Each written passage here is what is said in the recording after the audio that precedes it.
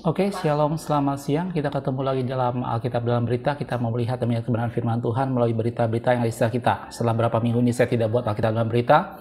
Hari ini saya ingin melihat satu berita yang menarik, yang mungkin beberapa lama ini Anda sempat mendengarnya. Ini udah 2-3 hari belakangan ini ya, tentang bagaimana Cristiano Ronaldo dalam sebuah wawancara dia menggeser Coca-Cola, ya, botol Coca-Cola, dan kemudian mengakibatkan saham Coca-Cola jatuh drop gitu ya. Mungkin kita lihat sedikit beritanya. Ini saya ambil dari CNBC. Kita lihat langsung videonya mungkin ya. Oke, kita lihat videonya sebentar dari CNBC. Ini ditayangkan 3 hari yang lalu. Di Google Play Store dan App Store untuk mengikuti perkembangan berita ekonomi dan bisnis terkini. Saham Coca-Cola di New York Stock Exchange berpotensi kehilangan kapitalisasi pasarnya hingga 4 miliar dolar Amerika Serikat atau setara dengan 57 triliun rupiah imbas insiden kecil yang dilakukan mega bintang Portugal Cristiano Ronaldo. Pasca laga Euro 2020 antara Portugal versus Hongaria, pemain timnas Portugal bernomor punggung 7 ini nampak menggeser botol Coca-Cola dan mengatakan harus meminum air mineral sebagai gantinya. Tidak pelak, hal ini membuat harga saham Coca-Cola terdampak. Data perdagangan CNBC mencatat sebelumnya pada Senin, saham Coca-Cola dibuka 56,1 dolar Amerika per unit pada pembukaan. Namun akhir konferensi pers, saham turun menjadi 55,2 dolar Amerika. Dengan demikian terjadi penurunan 1,6% pada harga saham tersebut dan menyebabkan potensi kerugian hingga 4 miliar dolar Amerika. Namun saat ini kapitalisasi pasar Coca-Cola masih mencapai 238,35 miliar dolar Amerika Serikat atau setara dengan 3.408 triliun rupiah. Harga saham mulai naik perlahan menjadi 55,29 dolar per lembar saham.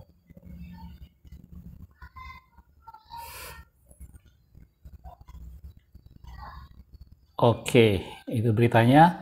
Bagaimana di satu berita yang menarik, seorang mega bintang Cristiano Ronaldo melakukan tindakan yang menurut dia itu penting buat kesehatannya. Bagaimana dia menggeser Coca-Cola yang selama ini kita tahu sendiri bahwa itu mengandung banyak gula sehingga tidak terlalu menyehatkan gitu ya.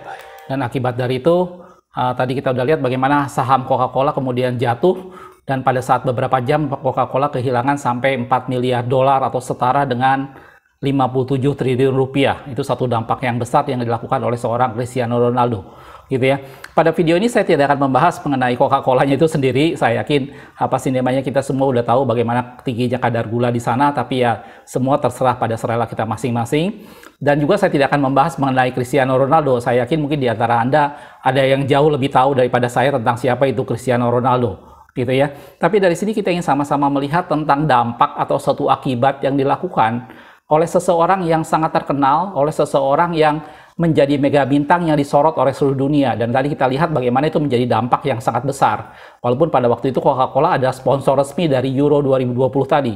Gitu ya. Seorang Cristiano Ronaldo yang hanya melakukan suatu tindakan menggeser 2 buah botol Coca-Cola tadi memberikan dampak Coca-Cola kehilangan 4 miliar dolar atau 57 triliun rupiah.